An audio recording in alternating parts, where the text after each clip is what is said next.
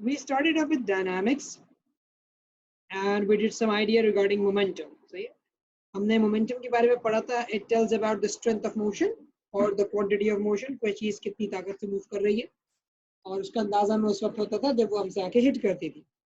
फिर मोमेंटम के बारे में हमने कहा था कि इट्स अ वेक्टर क्वांटिटी. वालेकुम अस्सलाम Bilal. So it's a vector quantity, mass और वेलोसिटी का प्रोडक्ट है. ठीक है, डेफिनेशन के लिहाज से अगर आप देखें तो हमने बता दिया था it is the product of mass and velocity, ऐसे ही डिफाइन किया जाता है. सही. फिर हमने कुछ एग्जांपल्स देखी थी कि भाई ज्यादा मास और कम वेलोसिटी हो या कम मास और ज्यादा वेलोसिटी हो तो सेम मोमेंटम या सेम स्ट्रेंथ ऑफ मोशन हो सकती है. फिर चेंज ऑफ मोमेंटम पे चले गए थे. डायरेक्शन के हिसाब से हमने बोला था कि हम वेलोसिटी को वहां प्लेस करेंगे, पॉजिटिव नेगेटिव का ख्याल रखेंगे हम खास तौर पर.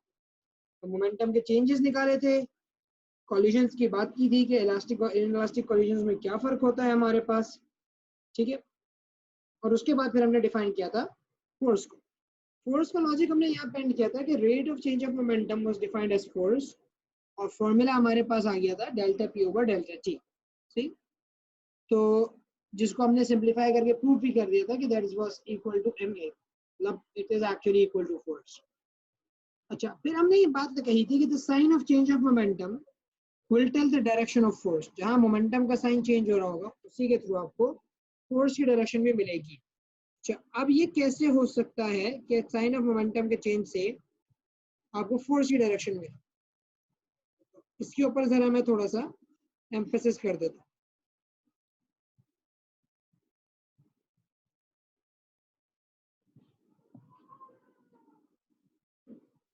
देखो मैं कुछ डायग्राम्स यहाँ पे पिक कर रहा हूँ.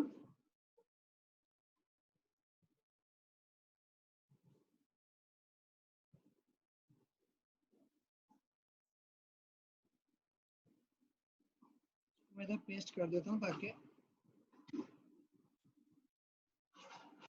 एक्सप्लेनेशन दे सकूँ ना दोबारा ड्रॉ करनी पड़ेंगी मुझे.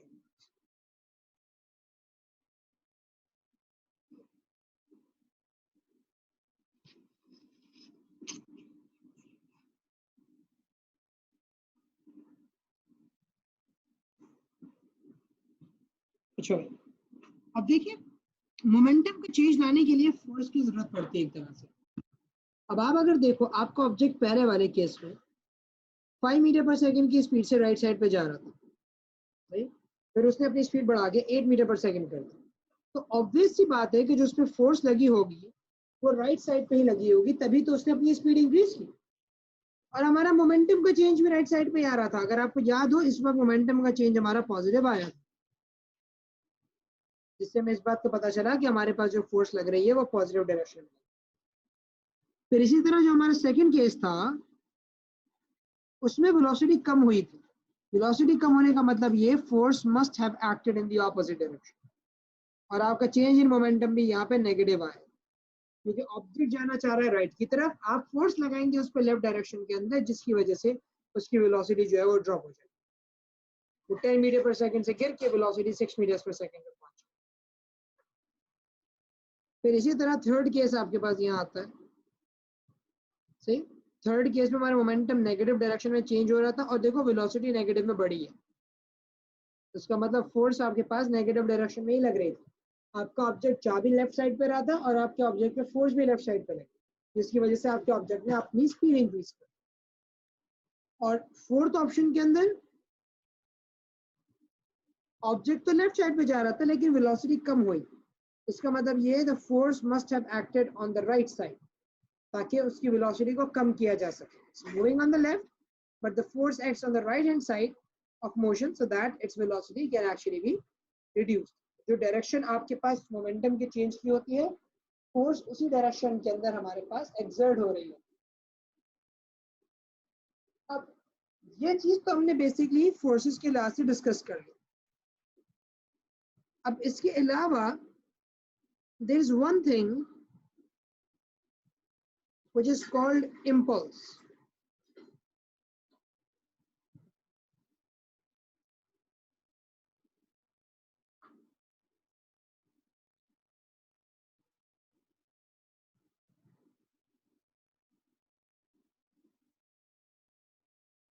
इम्पल्स किसे बोला जाता है? देखो इम्पल्स कहा जाता है, it is the product of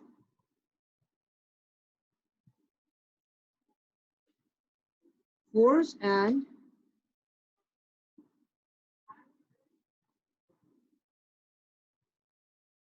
time of application of force. So it is the product of force and the time of application of force. इन दो चीजों का प्रोडक्ट होता है आपका impulse. F into delta t. और अगर आपको याद हो कि as force was equal to delta p by delta t, so impulse is actually giving you the change in momentum. Impulse delta p के बराबर हो जाता है चेंज ऑफ मोमेंटम के बराबर. या तो अब ये बोल दो डेफिनेशन इसकी बहरहाल फोर्स और time of application of force है, लेकिन बराबर वो किस चीज की होता है, यानी जो आंसर आपको देता है इम्पल्स वो चेंज इन मोमेंटम. अब देखो ये तो चलो मैंने एक जनरल सी बात कर दी, फॉर्मूले के लिहाज से बता दिया, लेकिन इम्पल्स की एक बहुत बड़ी सिग्निफिकेंस है. और ये जो वर्ड है ना, ये वर्ड एवरीडे लाइफ के अंदर भी बहुत ज्यादा अहमियत रखता है, इसकी गहराई समझने की जरूरत है. देखो ये फॉर्मूला, ये क्वांटिटी एक बात बहुत चीख चीख के बोल रही है, वो ये है, it doesn't matter how much force you apply, what matters is for how long you exert that force. सिर्फ इससे फर्क नहीं पड़ता कि आपने कितनी फोर्स लगाई, इस बात से भी बहुत फर्क पड़ता है कि आप वो फोर्स कितनी देर तक अप्लाई कर रहे हैं. अगर आप किसी सिस्टम के अंदर किसी ऑब्जेक्ट में मोमेंटम चेंज करना चाहते हैं, उसकी स्पीड को बढ़ाना चाहते हैं या उसकी स्पीड को कम करना चाहते हैं, तो इट्स नॉट जस्ट अबाउट कि बहुत लार्ज फोर्स अप्लाई करते. अगर आप बहुत ज्यादा फोर्स लगा रहे हैं लेकिन बहुत थोड़े टाइम के लिए लगा रहे हैं, तो you might not be able to gain a lot of change of momentum. But if you apply a small force but a consistent one, a force that lasts longer, that would be able to give you a greater change of momentum. Numerically अगर आप देखना चाहो कि भाई मेरे पास जो force थी मैंने 1000 न्यूटन्स की लगाई, लेकिन सिर्फ 1 मिली सेकेंड के लिए एक्सर्ट की मैंने, वो सिर्फ 1 मिली सेकेंड के लिए, वेरी शॉर्ट टाइम. तो मोमेंटम जो था फोर्स इनटू डेल्टा टी के बराबर था, impulse change of momentum. 1000 newtons from 1 millisecond only results for a change of 1 newton second. सिर्फ 1 न्यूटन सेकंड का मोमेंटम चेंज हुआ. लेकिन अगर एक बंदा सिर्फ 200 न्यूटन की फोर्स लगा रहा है, लेकिन कंसिस्टेंटली उसने 10 सेकंड तक ये फोर्स अप्लाई करके रखी, ये चलो 10 सेकंड तक भी नहीं, 1 सेकंड के लिए ये फोर्स अप्लाई की, सही, कंपैरेटिवली ये लॉन्गर ड्यूरेशन ऑफ टाइम. या चलो सिर्फ 2 न्यूटन की फोर्स अप्लाई की लेकिन 10 सेकंड के लिए कर, बहुत थोड़ी फोर्स, लेकिन the time of application of force was long. तो इस वक्त आपके पास जो चेंज आया वो 20 न्यूटन सेकेंड्स. सही कहा, 1000 न्यूटन की फोर्स लेकिन 1 मिली सेकेंड के लिए लगी थी, बहुत थोड़े टाइम के लिए अप्लाई हुई, सिर्फ 1 न्यूटन सेकेंड का मोमेंटम चेंज करके. और कहा 2 न्यूटन की फोर्स क्या 10 सेकेंड के लिए अप्लाई की गई, मोमेंटम का चेंज आया 20 न्यूटन सेकेंड. तो बात सारी ये है कि जो सिस्टम में चेंज आता है, it's not because of force, it's because of impulse. आपकी कार स्पीड अप हो रही है, आपकी कार स्लो डाउन हो रही है, सही है, it's not because of the force that you are applying, it's because of the impulse. Force खाली कुछ नहीं कर सकती, उसको थोड़े टाइम तक एक्ट करना पड़ेगा, तब जाके वो अपना इफेक्ट क्रिएट कर सके. So a change in the state of motion, change in the state of motion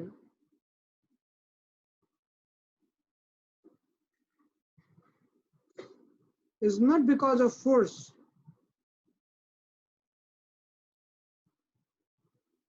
but because of impulse.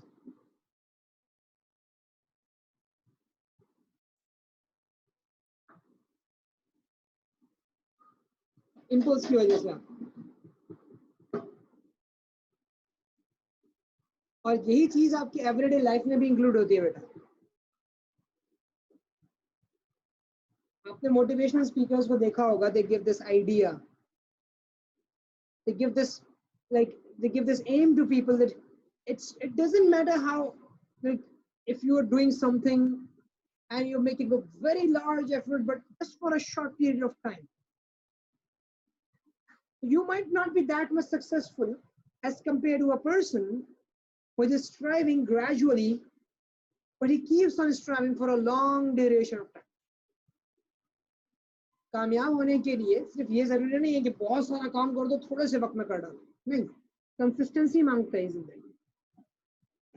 थोड़ा थोड़ा करो, आहिस्ता आहिस्ता चलो, अपने पोटेंशियल इस्तेमाल करो, ये नहीं मना कर रहा, लेकिन कंसिस्टेंसी होनी चाहिए. ये नहीं कि 1 घंटे के अंदर, ये 1 दिन के अंदर जोश आया, 1 हफ्ते के अंदर जोश आया, यार मैं पता नहीं कर बैठूंगा कुछ ना कुछ, 1 हफ्ते जान लगा डाली, 1 हफ्ते बाद सारे ताजे ठंडे अब बैठे हुए. सही है. तो this is the basic idea of impulse.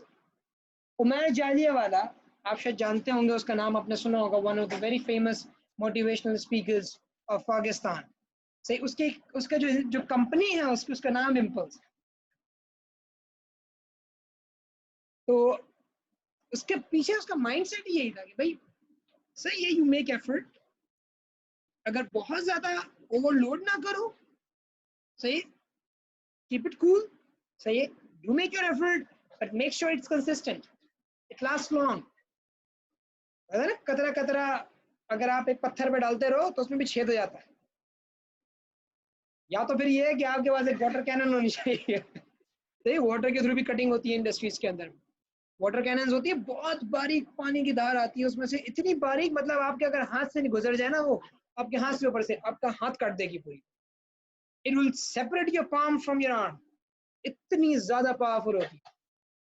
वो फिर फोर्स इतनी बढ़ा देते हैं कि वो थोड़े से टाइम में वो कट करेंगे, क्योंकि वो उनकी जरूरत है. और थोड़ी कर सकते कतरा कतरा डाल देंगे, मेटल कभी ना कभी तो कट जाएगा. तो वहां की जरूरत कुछ और थी. You have short time, so you need to make a large effort. लेकिन कुछ जगहों पे बोला जाता है कि नहीं भाई, मसला नहीं है, इतना ज्यादा एफर्ट मत करो कि ड्रेन हो जाओ बहुत जल्दी, थोड़ा थोड़ा काम करो, कंसिस्टेंटली करते रहो. तो ये इम्पल्स की एक बड़ी जो है ना रियल लाइफ क्या के कंसिक्वेंसेस भी है. फिजिक्स अपनी जगह, लेकिन फिजिक्स की कुछ चीजें ऐसी होती हैं जो बड़े कह लो के मायने खेज हो बातें होती हैं. Kind of a motivator maybe if situation demands, तो कभी कभार थोड़ा बहुत बोल देते हैं. यही तो चीज है शेख साहब, मोटिवेशन जरूरी होती है जिंदगी के अंदर. थोड़ी थोड़ी देर में बंदे को मोटिवेट करते रहना पड़ता है, वरना वो फिर ना अपने ट्रैक से हट जाता है. खास तौर पे यंगस्टर्स जो होते हैं, उनका मामला बड़ा डिफरेंट होता है भाई. पल में तोड़ा पल में माशा, अभी यहाँ और अभी वहाँ, ऐसे उनके मूड स्विंग्स भी आते हैं. खैर, वो आगे बढ़ते हैं. सही जनाब. तो हमने फोर्स के बारे में देख लिया, हमने इम्पल्स के बारे में देख लिया, इन तमाम चीज़ों के वो गुफ्तगू हो गई.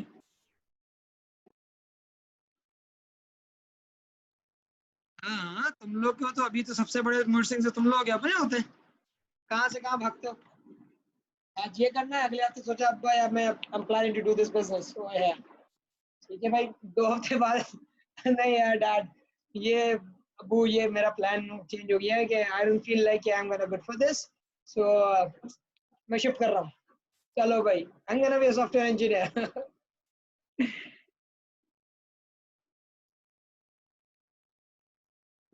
अच्छा जनाब, तो फोर्स और इम्पल्स के बाद अब जरा वापस आते हैं law of conservation of momentum. तो हमने जब कोलिजन्स की बात की थी, इलास्टिक कोलिजन और इनइलास्टिक कोलिजन, उसके अंदर हमारे पास law of conservation of momentum जो है, वो हमने कहा था कि मोमेंटम कंजर्व्ड रहता है कोलिजन से पहले और कोलिजन के बाद. सिस्टम को जो मोमेंटम होता है उसमें चेंज नहीं आता, जितना मोमेंटम पहले था उतना मोमेंटम बाद नहीं है, टोटल दोनों बॉडीज का मिला के. इस बात का मतलब क्या है? इस बात को स्टेटमेंट हमने ऐसा लिखा था कि फॉर एन आइसोलेटेड सिस्टम, जिसमें मैंने बोला था कि भाई एक ऐसा सिस्टम जिसमें बाहर से कोई थर्ड पार्टी फोर्स इंटरेक्शन ना करे, सिर्फ दो बॉडीज हो आपस में फ्रीली मूव कर रही हो, कोलिजन करने के वक्त फोर्स आए और कोलिजन खत्म होने के बाद फोर्स भी खत्म हो जाए, कोई वेट नहीं, कोई इंटरमोलिकुलर फोर्स ऑफ अट्रैक्शन नहीं, कोई ग्रेविटेशनल पुल नहीं, कोई इलेक्ट्रिक पुल नहीं, कोई मैग्नेटिक पुल और कुछ नहीं, कुछ नहीं होना चाहिए. Two isolated bodies moving freely collide with one another, सिर्फ collision के वक्त फोर्स आनी चाहिए. Once the collision ends, the force ends. ऐसे सिस्टम्स को आप कह लो कि एक आइसोलेटेड सिस्टम का पार्ट बोलते हैं. सिस्टम पूरी तरह से आइसोलेटेड. तो यहाँ पे हम ये कहते थे कि for an isolated system the total momentum before collision equals the total momentum after collision. Collision से पहले और कोलिजन के बाद टोटल मोमेंटम सेम है. तो आसान उसमें बोले कि भाई you have two masses, say m1 and m2, they're moving in a straight line.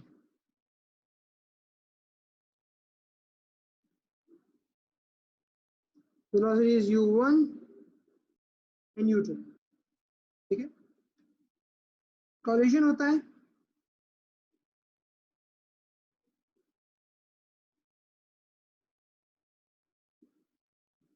ठीक है.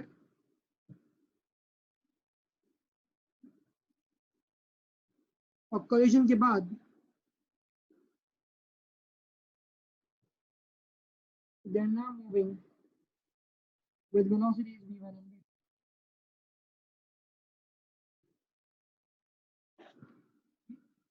ये दो अलग अलग वेलोसिटी के साथ मूव कर. तो this was before collision.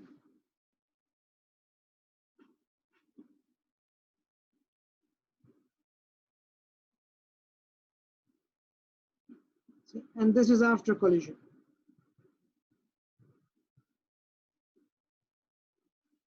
ये दो आपके पास सिचुएशंस हैं, बिफोर कोलिजन और after collision. Law of conservation momentum ये कहता है कि total momentum before collision that is m1 u1 plus m2 u2, ये कोलिजन से पहले का मोमेंटम है total, equals total momentum after collision m1 v1 plus m2 v2. Momentum before the collision equals the total momentum after. System को जितना momentum collision से पहले था उतना ही मोमेंटम कोलिजन के बाद है. सिर्फ मोमेंटम ट्रांसफर होता है, जैसे एनर्जी ट्रांसफर होती है ना, इसी तरह मोमेंटम ट्रांसफर होता है. मोमेंटम खत्म मतलब जाया नहीं हो जाता एनर्जी. जैसे एनर्जी आप बोलते हो कि भाई काइनेटिक है तो चलो किसी और फॉर्म में भी कन्वर्ट होगी तो हीट होगी, लेकिन ये नहीं हो सकता कि एनर्जी जो है वो बिल्कुल एग्जिस्टेंस से खत्म हो जाए. इस सिस्टम की एनर्जी पहले कुछ और थी, बाद में सिस्टम की एनर्जी कुछ और हो गई, ये नहीं होता. ठीक है. तो यहाँ पे यही सिचुएशन थी कि आपके पास मोमेंटम सिर्फ ट्रांसफर हुआ, एक बॉडी का मोमेंटम किसी और बॉडी में चला गया. Momentum is only transfer from one body to another. अब इसी इक्वेशन को, इसी बात को लिखने का एक और तरीका है. एक स्टेटमेंट हमने दी यहाँ पे, स्टेटमेंट 1 थी.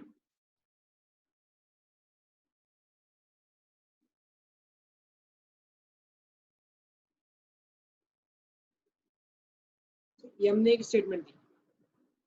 Law of conservation of energy को एक और तरीके से भी बोल सकते हो. ठीक है. वो क्या है, मैं इसी इक्वेशन को थोड़ा सा रीअरेंज करता हूँ जो मैंने पास यहाँ लिखी हुई थी. m1 u1 plus m2 u2 equals m1 v1 plus m2 v2. मैं क्या करता हूँ, मास 1 की सारी टर्म्स एक तरफ ले आता हूँ, मास 2 की सारी टर्म्स एक तरफ ले जाता हूँ. तो m1 u1 और ये हो जाएगा माइनस m1 v1, ये हो जाएगा m2 v2 minus m2 u2. यहां से मैं माइनस m1 कॉमन निकालूंगा क्योंकि मैं final velocity minus initial velocity लिखना चाह रहा हूँ. कि मैंने माइनस m1 कॉमन निकाला और इधर से मैं m2 कॉमन निकालूंगा क्योंकि इसमें ऑलरेडी v माइनस u है. अब अगर आप गौर करो,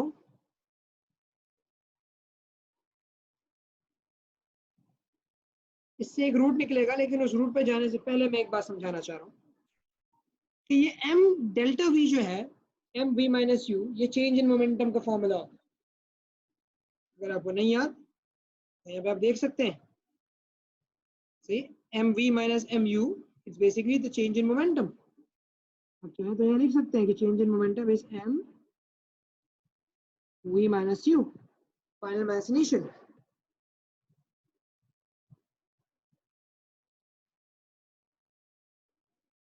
तो यहाँ पे भी ये m v minus u लिखा हुआ है, तो ये हो जाएगा change in momentum on body 1 equals change in momentum in body 2. Change in momentum in body 1 equals the change in momentum in body 2. So what can I say over here? I can say over here that loss in momentum of body 1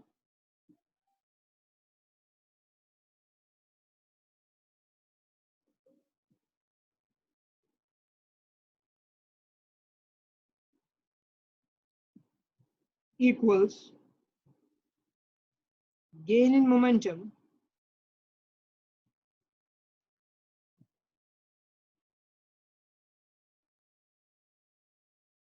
in body number 2. ये चीज आपके पास equation की form में सामने आती है कि जो लॉस है मोमेंटम का बॉडी 1 में, वो बराबर है मोमेंटम के गेन के बॉडी 2 के।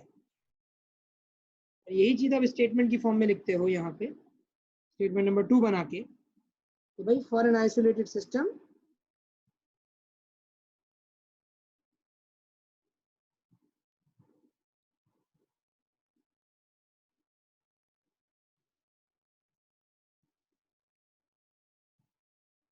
the loss in momentum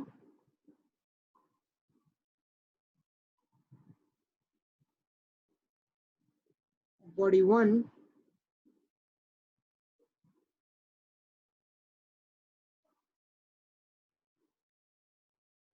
equals the gain in momentum of body 2.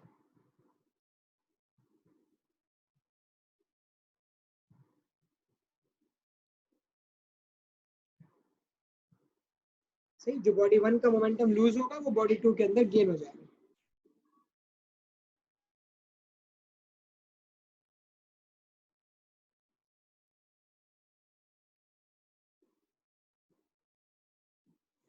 इसी चीज को बोलते हैं मोमेंटम ट्रांसफर होगा। Yes, we have a negative sign because body 1 lost its momentum. टकरा के उसका मोमेंटम कम हो गया होगा और जो अगली वाली बॉडी है उसको उसने अपना मोमेंटम ट्रांसफर कर दिया होगा। सही, bodies in exchange momentums when they collide.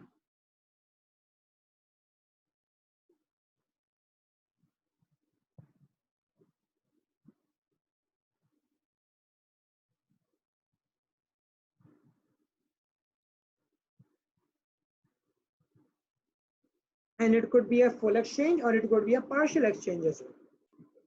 See, one body loses, the other one gains. थोड़ा मोमेंटम एक बॉडी कम करेगी, वो उतना ही मोमेंटम जितना एक बॉडी ने कम किया, अगली बॉडी उतना ही मोमेंटम गेन कर लेगी। So momentum gets transferred, it doesn't get destroyed.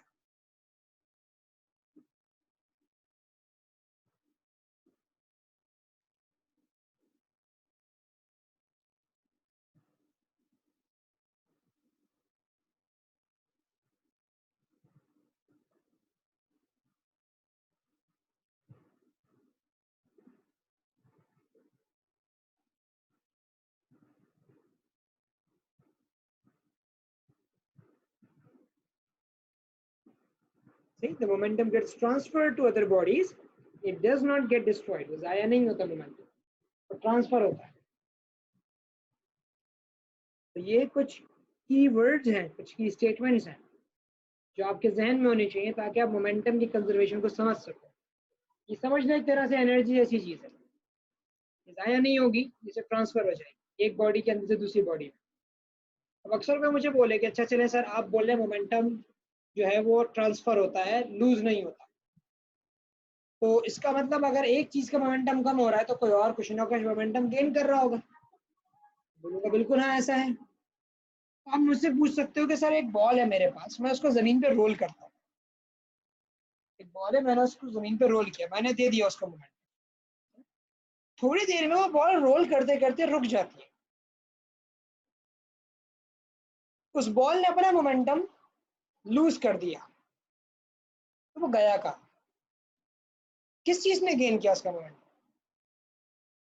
क्या उसकी वजह से किसी की मूवमेंट में फर्क पड़ा? नहीं, देखो यही चीज, momentum body to body transfer होता है, लेकिन हीट और फ्रिक्शन की फॉर्म में जाया नहीं होता। सरफेस में मौजूद जो पार्टिकल्स हैं, जो डर्ट होगी, सही है, ये है वो चीजें जो उसका मोमेंटम अपने अंदर गेन कर ले और अपनी जगह से थोड़ा थोड़ा मूव कर जाए, जिसकी वजह से उस बॉडी का मोमेंटम उसमें से निकल के उन चीजों में चला जाएगा। मतलब अगर मैं जमीन पे कोई बॉल रोल कर रहा हूँ, तो the dirt that is present on the ground, that is gaining the momentum, or the floor you can say as well, it's somehow gaining momentum. Floor उसका मोमेंटम गेन करता है जब जमीन के ऊपर कोई बॉल फेंको और वो टकराए और रिबाउंड करे, या चीज जमीन से टकरा के वहीं गिर जाए। जैसे मिसाल के तौर पे एक हैवी सा स्टोन है, मैंने आपको दे दिया, मैंने बोला कि भाई इस जमीन पे पत्थर को फेंको, ये छोड़ दो बस, खाली ना जस्ट रिलीज इट, तो आप क्या देखते हो, जमीन पे आके स्टोन गिरता है और वहीं पड़ा रहता है, it doesn't rebound that much, और actually it doesn't rebound at all.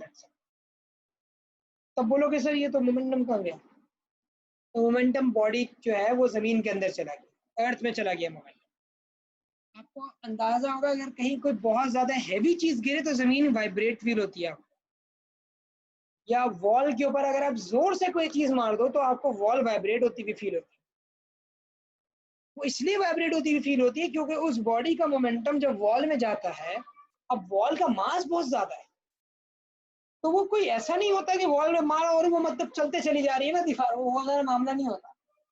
Being a very heavy मास, उसकी वेलोसिटी का चेंज बहुत थोड़ा सा, बहुत मामूली सा हिलेगी अपनी जगह से। इसी तरह जो बॉल मैंने रोल की थी, वो बॉल अपना मोमेंटम लूज करके ग्राउंड में मौजूद डर्ट, आपके बड़े बड़े जो सैंड के पीसेस हैं, स्टोन्स हैं, उनको ट्रांसफर कर देता है, जिसके नतीजे के अंदर आपके पास जो है वो बॉडी, जो वो बॉल थे उसने मोमेंटम अपना उस चीज में ट्रांसफर कर दिया, एक वक्त आया वो रुक जाती है। तो ये चीज अपने जहन में रखिएगा कि मोमेंटम इसी तरह से बॉडी टू बॉडी ट्रांसफर होता है, कभी भी जाया नहीं होता। बॉल अगर जमीन पे गिर के रिबाउंड कर रही है तो थोड़ा सा बार बार आप देखते हो कि वो रिबाउंडिंग हाइट उसकी अक्सर कम भी होती चली जाती है, तो वो अक्सर इसीलिए कम होती है क्योंकि वो अपना कुछ मोमेंटम जो है वो ग्राउंड को भी ट्रांसफर कर देती है। जमीन हल्की सी वाइब्रेट करती है, सही, जमीन जो है वो हल्की सी वाइब्रेट करेगी। इसी तरह एक अगर बॉल है, मैं एक बॉल को दीवार पे खींच के मारूं और वो टकरा के मेरे पास वापस आए, तो बॉल अगर मेरे पास बाउंस होकर वापस आई है तो वॉल भी जो है ना, दीवार है, वो भी अपनी जगह से पीछे की तरफ हटी है। अगर एक बॉल को मैं दीवार में मारता हूँ, तो अगर बॉल रिबाउंड करके मेरे पास वापस आती है, तो जो दीवार है वो भी अपनी जगह से पीछे हटती है, इट मूव्स बैक। लेकिन it moves back to such a small instant, such a small quantity के यू डोंट फील इट, आपको नजर नहीं आता हो। अभी कोई बहुत भारी सी चीज आके दीवार से लगे, आपको बाकायदा उसकी वाइब्रेशन फील होगी कि हाँ यार वो चीज अपनी जगह से हटी है,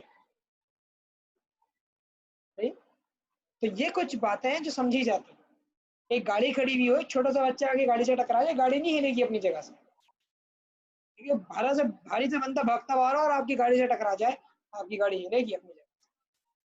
क्यों भाई? क्योंकि जब वो इतना भारी से बंदा भागता हुआ आ रहा था, उसका मास ज्यादा था, इसकी वजह से उसका मोमेंटम ज्यादा हो गया, तो उसने आपकी कार से कोलिजन की, तो उसने आपकी कार को अपना अच्छा खासा मोमेंटम ट्रांसफर किया, इसकी वजह से आपकी कार को भी वेलोसिटी मिली थोड़ी। तो ये एक बेसिक अंडरस्टैंडिंग है, momentum does get transferred from one body to another, it's never lost, it's never destroyed। तो ये एक लूज करेगा, अगला गेन करेगा। तो ये बातें अपने जहन में रखना है थोड़ी थोड़ी। चाहो तो मैं एग्जांपल्स यहाँ पे जनरल लिख देता हूँ कि भाई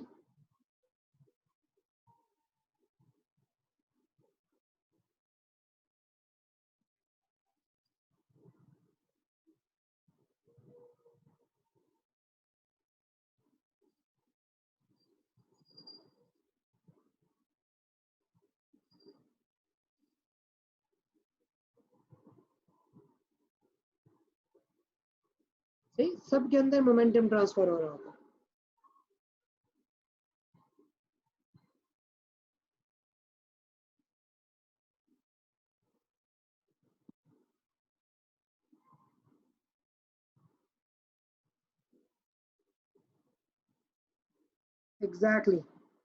एग्जैक्टली मैंने उस वक्त कहा था कि मास की डेफिनेशन तब्दील हो जाएगी।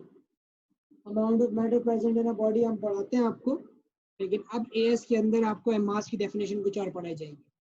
जैसे फोर्स मैंने कहा था कि फोर्स की डेफिनेशन चेंज हो जाएगी, वो आज हो गई फोर्स की डेफिनेशन।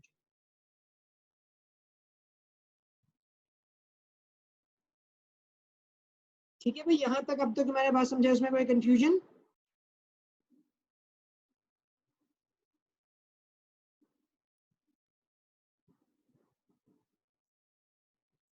चलो गुड है। अच्छा, इसी की तीसरी इक्वेशन भी बन सकती है। एक तो हमने ये जनरल देख लिया था ना,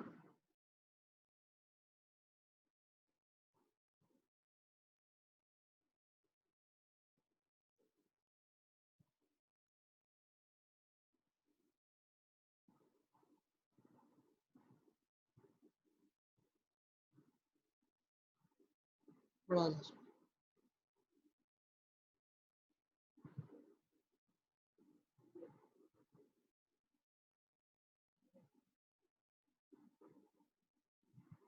इसकी तीसरी इक्वेशन के लिए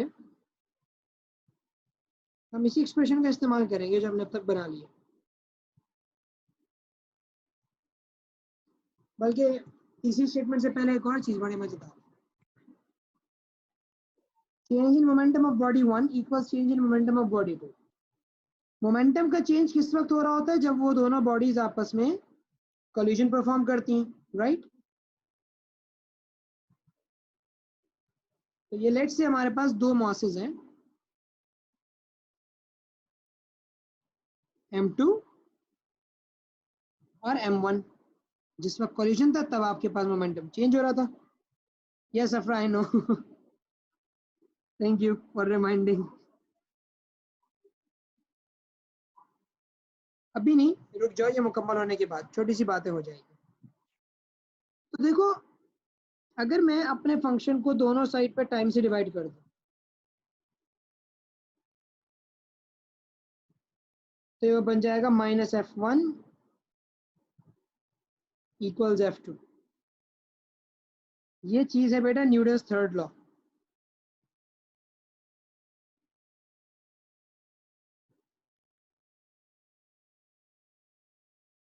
आप मोमेंटम के through Newton's third law of motion भी प्रूफ करते हैं। एक फोर्स बॉडी 1 पे लगी, सही, बॉडी 2 की वजह से,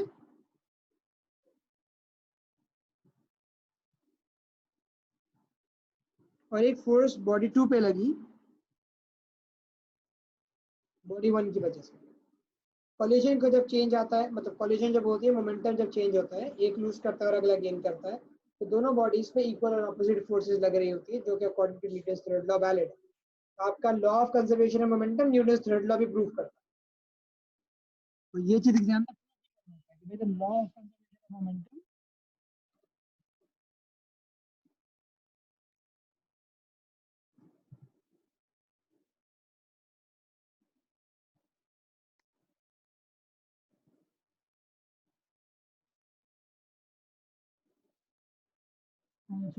न्यूटन्स थर्ड लॉ, न्यूटन का थर्ड लॉ भी एक्सप्लेन करने के लिए यूज होता है। तो यहाँ पे हमने कर दिया। इसको प्रूव करने के लिए आपको स्टार्ट यहाँ से लेना पड़ता है, M1U1 प्लस M2U2। अब यहाँ से स्टार्ट लेंगे, रीअरेंज करेंगे, टाइम से डिवाइड करेंगे, फिर आपका answer. Direct minus delta P1 मत लिख देना, उसके लिए थोड़ा सा बताना पड़ता है, बैकग्राउंड बताना पड़ता है क्या। अब मैं मीटिंग एंड कर रहा हूँ, सही है। आप